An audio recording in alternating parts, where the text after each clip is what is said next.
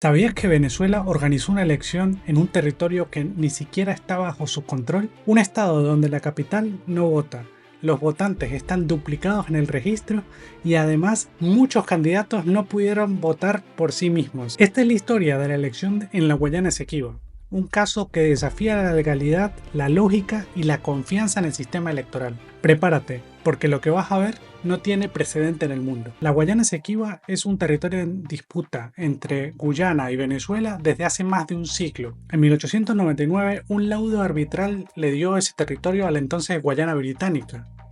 Venezuela lo rechazó y en 1966 firmó el Acuerdo de Ginebra con el Reino Unido y Guyana, donde se reconoce oficialmente que el Esequibo es un territorio en reclamación y que ambas partes deben buscar una solución pacífica. Eso significa algo importante: la soberanía sobre ese territorio está en disputa, no se puede ejercer unilateralmente. Después de que el Reino Unido compró la Guyana Británica a los Países Bajos, comenzó a expandirse hacia el occidente, posiblemente atraídos por el oro. En 1899, el controvertido Laudo Arbitral de París entregó a los británicos la soberanía del Esequibo, y aunque Venezuela desconoce esa decisión, es el principal argumento legal que mantiene Guyana para aseverar que este territorio le pertenece. Pero en 2023 el gobierno de Nicolás Maduro convocó un referéndum para preguntarle al pueblo venezolano si quería que el Esequibo fuera incorporado como parte de Venezuela. Y aquí viene el problema: esa pregunta no solo era innecesaria, sino era peligrosa, porque Venezuela ya reconoció oficialmente al Esequibo como territorio en disputa.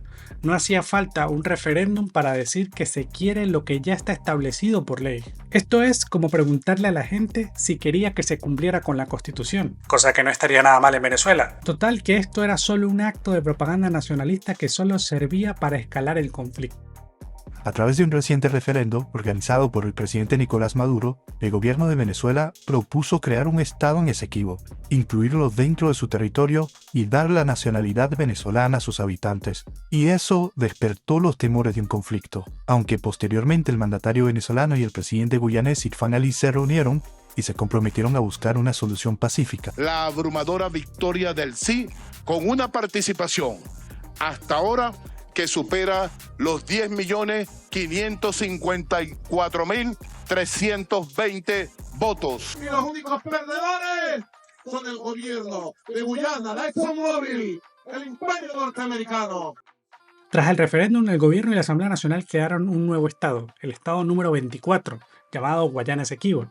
Pero claro, Venezuela no tiene control alguno sobre el Esequibo, así que decidieron que la capital administrativa de ese estado sería Tumeremo, una ciudad que sí está bajo control venezolano en el estado Bolívar. En papeles podría tener algo de sentido, pero en la práctica el nuevo estado no tenía territorio propio, ni presupuesto, ni estructura de gobierno, ni población que se identificara como parte de ese estado. De hecho, el recién creado estado estaba formado por municipios de el estado Bolívar y el estado del Tamacuro, pero sin que estos municipios dejaran de formar parte de sus respectivos estados originales. Así que no fue resolver un problema, sino fue agregar un problema geográfico adicional. Y lo peor, cuando se acercaron las elecciones del 25 de mayo, ni siquiera se permitió que Tumeremo votara.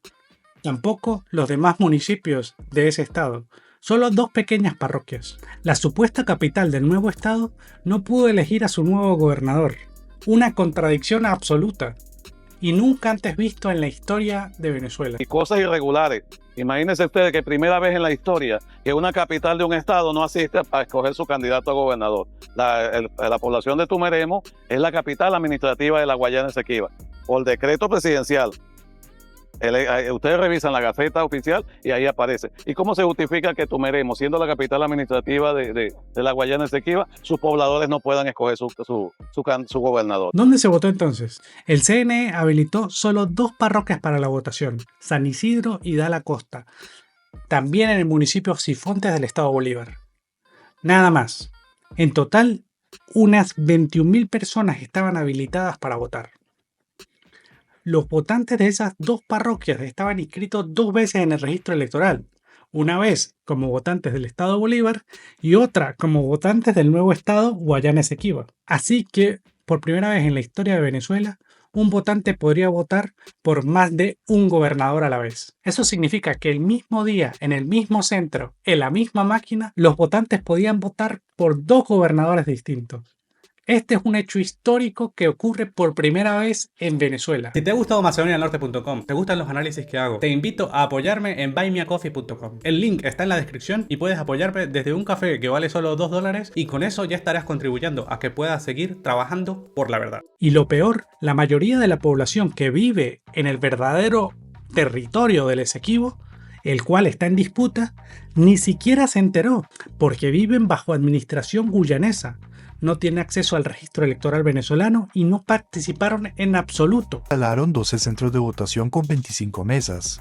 El proyecto incluye la elección de 16 cargos, gobernador, diputados y legisladores regionales para la nueva entidad federal que se encuentra en el centro del litigio territorial entre Venezuela y Guyana. Se eligió un gobernador para una tierra que no votó. Hubo varios candidatos a gobernador del Esequibo, pero al menos uno de ellos, Julio César Pineda, se retiró un día antes de la elección. Sus palabras fueron contundentes: el Esequibo no tendrá un gobernador real, esto es una manifestación simbólica de nacionalidad. Y tenía razón. ¿Qué poder real tiene un gobernador electo en una zona que ni siquiera administra?